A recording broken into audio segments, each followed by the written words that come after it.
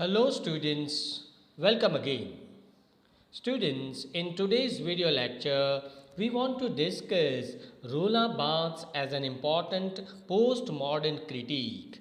We are going to focus our discussion on the essay written by Roland Barthes, The Death of the Author. This is an important critical document written by Roland Barthes. It talks about reader's response theory. It rejects the idea and importance of author while analyzing the text. So in post-structuralism, the death of the author written by Roland Barthes has been considered as an important landmark in the whole critical history of English literature.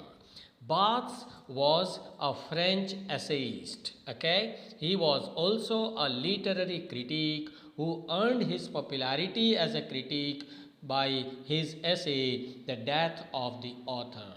His various critical views, explained and presented by him in different essays, have influenced so many 20th century movements and theories like Marxism, structuralism, existentialism, postmodernism, post-structuralism, and so many others. So all these theories have been rethought after Roland Barthes' presentation of the death of the author. In fact, this essay heralds a new phase in the critical history of literature. Why? Because it begins a new era of reader's response theory. What is reader's response theory? That we are going to discuss later, but let me first of all introduce you to this essay. The Death of the Author is, as I told you, is highly contemplated essay written by Roland Barthes, and it is indeed a landmark which was first published in 1967. Remember this date, 1967. It was first published in one American journal, Aspen, A-S-P-E-N. This is the name of the journal in which critical documents have been published. And this essay finds its place in 1967 in Aspen. This essay, first of all, on the one hand, rejects the traditional idea, the traditional theory of analyzing the text. Now, what is the traditional theory? If you read the 19th century critics and their views, their theories, they focus more on studying the biographical details of the author, on studying the life of the author. But Roland Barthes rejects this theory of biographical and personal context of the author. He opposes the established trends of the ordinary culture tyrannically centered on the author. There was one common culture in the beginning of the 20th century and also in the previous era of the Victorian age, 19th century, that the critics used to focus more on the study of the life of the author, on the study of the personality of the author, his biographical details and all. So he rejects this idea. What was that theory before Roland Barthes? Before Roland Barthes, there was traditional criticism. What is traditional criticism? As I told you, during the 19th century, people were giving more stress and more emphasis on the study of race, milieu, moment, social environment, the bringing up of the author. Like there were the critics like Sainte, Beuve, there were the critics like Taine and others who gave more importance to the study of the historical, biographical, social, political context of the author. They believed that if you want to analyze or if you want to interpret a poem or a text, then you have to dive deep in the biographical, social, political, historical context of the author. Okay, they go with John Milton's idea that a good book is the precious lifeblood of a master spirit. According to Milton, a good work of art expresses the lifeblood, the mind and personality of the author. So this was the traditional theory, okay? But Roland Barthes goes against that theory, and he has written this essay, The Death of the Author. See, the title itself is very much stunning and startling, okay? Death of the Author. By writing this title, he wants to say that author is dead. There is no author in this world, okay? If I use Roland Barthes' words, then you can see on the screen. He says that once the author is removed, the claim to decipher a text becomes futile, useless, okay? To give a text an author is to impose a limit on that text, to furnish it with a final signified to close the writing. He says that if you want to impose, if you want to understand a work of art, if you want to interpret some poetry, then when you impose the author on that poetry, the real meaning is, it will remain hidden. Okay, he wanted to say that the author and the creation, poetry, both are detached, they are different. Okay, Barthes removes the authority and importance of the author while interpreting the poetry. He says that if you want to read poetry, he says you read poetry. Meaning comes out from that only. Okay, there is no need to go back to the author. There is no need to go back to learn and study the biographical social context of the author. In the preface, he asks us a question, important question. He says that how can we detect precisely what the writer intended? Okay, in the first half of the 20th century, there was a discussion about intention of the writer. The author, they believed that the author wants to express some idea. Okay, so as a reader, it is the reader's job to find out the author's intention, which is found in his works. But he says, Roland Barthes asks this question, how can we detect precisely what the author intended? You can never. The answer is that you cannot. He says that it is as the readers who decide. Okay, we decide through the language of the text, not the artist. What meaning comes out, that comes out from the language. And Barthes refers to the poet Stephen Mallarmé. He said that it is language which speaks, not the author. No doubt that language is used by the author, but then once the author stops writing that language, now the language speaks, not the author. So once the author stops writing poetry, once he finishes writing poetry, the author is dead. Thus he believes in reader's response theory. He says that meaning comes not even from the language. Okay, meaning comes from the reader's mind. How we perceive, how we look at the text, that is important, not the author. You know, many times it so happens that when you read one poetry, you fetch out one meaning. When I read that the same poetry, I receive some another meaning. Why? The text is same, the author is same, but there are multiple meanings. There are as many meanings as there are readers. Why? That is reader's response theory. Reader's response theory rejects the author, even rejects the text, and reader's response theory gives importance to the reader itself.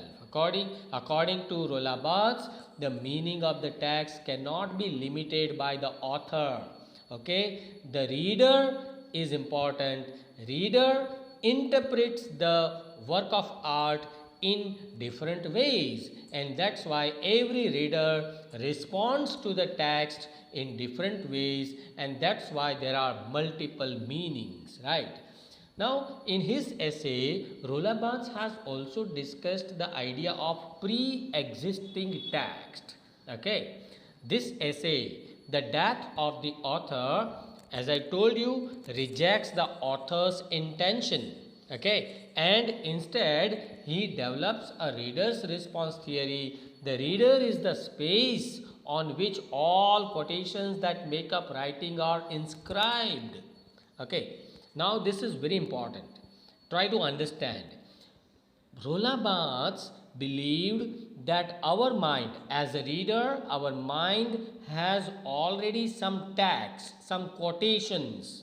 Okay, we have read so many other books, right? We have gained some wisdom, some knowledge from the society, from our experiences, from our education, and gathering all these quotations, then we read one poetry, and then we, with all the wisdom, knowledge that we have received, we apply that knowledge, wisdom on that text to fetch out the meaning. So our meaning is different. Now my knowledge, my understanding is different from your understanding. Okay, so that's why your meaning is different from my meaning. I receive a different meaning, you receive a different meaning. So meaning depends on what? Meaning depends on pre-existing text. Pre-existing text means already I have received so many understandings. Okay, different pieces of wisdom on the basis of which I read that poetry, and as a result my understanding, my interpretation of poetry will be different from your interpretation of poetry. Here quotation, the word quotation expresses the idea that the text cannot be created. You know, this the same theory is applied to the author also. When the author writes a work of art, when a poet writes poetry, he actually does not create, because already the poet has also read some other poets who lived before his times. Okay, so he has also gathered his knowledge after reading history, philosophy and literature, and then he writes something. So his creation is not his creation. His creation is the result of pre-existing texts which are there in the mind of the author. You get my point? Okay, so the author, no author is original. This is what Roland Barthes says. It is always made up of an arrangement of the pre-existing quotations which are lying, pre-existing ideas which are lying in his mind. Okay, therefore author is not actually an author, he is simply a scripter. Scripter means one who writes the script. Okay, the author is not the author, he is actually a scripter of the pre-existing text. So here he considers author as a scripter. He says that the moment the author starts writing poetry or any work of art, the scripter takes birth in the mind of the person. Okay, and the moment he stops writing, he finishes writing that poetry or work of art, the scripter in him is dead. There is the death of the scripter. The task of meaning falls in the destination of the reader. Now, once the script is written, script means a work of art is done, then the author is dead, the scripter is dead, and this work of art is given to the readers. Now, the ultimate meaning which is to be fetched out from that text Whose responsibility is it? It is the reader's responsibility to find out the meaning from the text without thinking much about who the author is, who the scripter is, when he was living, what are his biographical details. Okay. He says that the scripter exists just to produce a work of art. He does not exist once he finishes writing his work of art. The reader attempts to fetch the meaning from the text itself after reading and rereading the text. The origin of meaning lies entirely, number one, in the language used by the scripter and also in the mind of the reader. He has also, Roland Barthes has also developed the idea of text and textile.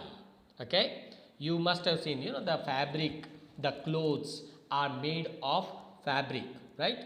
Fiber. Just try to give an analogy to these things, right? The movement of post-structuralism. Post-structuralism begins when? After 1960s, right?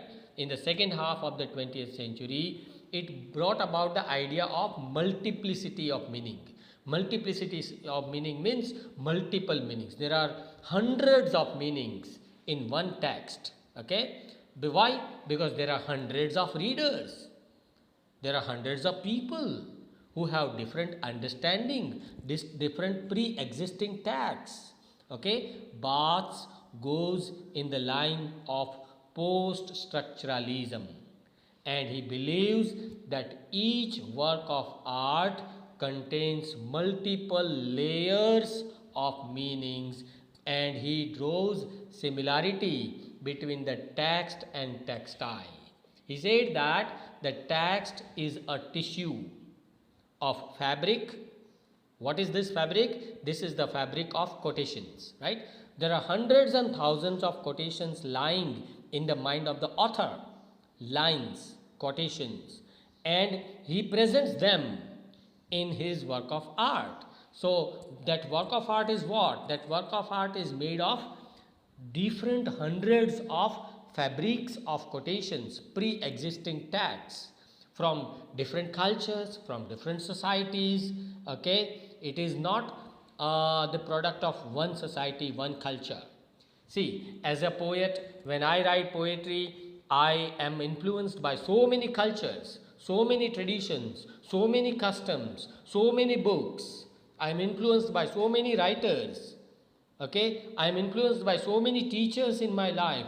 All these things come together in my production, in my poetry. So my poetry is what? It is not the product of one culture, one tradition. Okay, it is not an individual experience. It is a holistic experience which I have expressed in my work of art. Thus, Barthes gives much responsibility of fetching out the meaning to the reader, not to the author. The author has no role to play in fetching the meaning, in bringing out the meaning from the text. The author is different, the text is different. Okay, so this is the basic idea.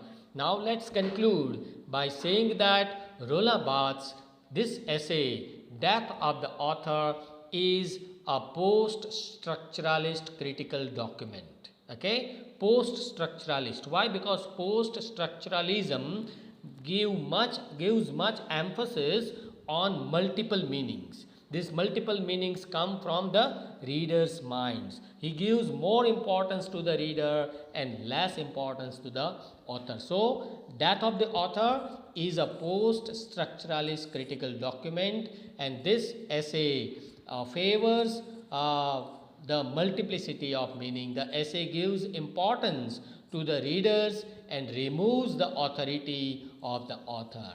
In fact, this essay paves a new path for Jacques Derrida, a very popular name in the field of post-structuralism, deconstruction theory. So Jacques Derrida and Michel Foucault, they were actually influenced by this essay, right? So this essay paves a new way, draws a new way for the later critics like Jacques Derrida and Michel Foucault, who stretched the movement of post-structuralism further. Barthes is an advocate of reader's response theory. He breaks all connections between the reader and the author. At last, I have taken this nice line quotation by a French philosopher, Paul Ricoeur. He said that this book divides the act of writing and the act of reading in two sides. This book means the death of the author, right? Death of the author by Roland Barthes divides the readers in one category and the authors in another category, between which there is no communication. There is no connection between the author and the reader. So that concludes the whole idea of Roland Barthes' theory. So here, friends, we come to the end of this discussion. If you have any doubts or questions, do write to me in the comment section of this channel, and please do share this video among all your friends and classmates so that other students can also be benefited. Thank you very much.